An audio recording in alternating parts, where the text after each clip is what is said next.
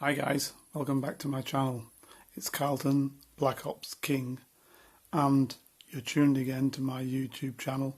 And today's talk, very quickly, discussion I hope, because I hope you're going to get back to me and post your comments, is about Arkady Babchenko and the strange death and then the rebirth of this journalist. I've got to say, I don't know of an operation where you have an individual who you want to keep alive, but you make it look as though he's been killed, and then you bring him back to life again, all within one day, in order to gain intelligence.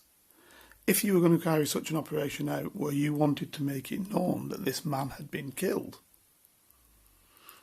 and let's say to alert the individual who's done the killing, well, in fact, it wouldn't be that individual, would it? It would be the person connected with him. So you'd have to have some reason why the individual who did the killing wasn't reporting back to the individuals on whose behalf he was doing the killing, but somebody else was picking that up because they were reading the news.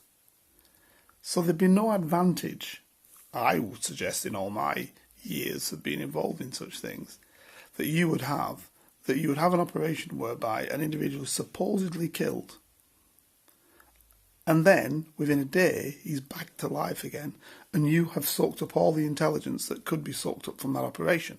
That doesn't make sense.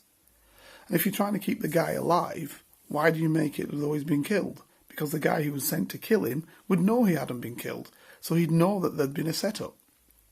So whichever way I look at this, it just doesn't look right, as though this is an operation that, to my mind, has any intelligence gathering or security, national security aspect to it in terms of keeping the individual alive, so protection aspect, that you finish and complete all within one day. Let me make it clearer. You are the man assigned to kill Babchenko. You know you haven't killed him. So why are you going to send back a report back saying he's been killed by me? So let's argue that this man has already been picked up by security forces and you've turned him. So you haven't killed him, you know you haven't, but you've been turned. So now what you do, you send back and say, I've killed him because look at the press. Look at what the Ukrainians are saying. I shot him 7 times and he's gone to hospital. So what have they got from that? They've only got the intermediary to whom you're sending that report back. Surely you'd let that run and keep it running until you picked up as many people as you could, or information, intelligence on as many people as you could, by working your way all the way back through that line of intelligence, grabbing, as we would call, intelligence digestion. So I cannot see how this operation, one, to save his life. If it's to save his life, you just move him. You just cause some other reason why the assassin can't assassinate him at that time. But the argument is that they know the assassin and that they've somehow got the assassin and the assassin's been turned. So why is one day sufficient for you to prove to the people who you think are employing this assassin that it's actually happened? It doesn't make any sense, because you give away the very next day that he isn't dead.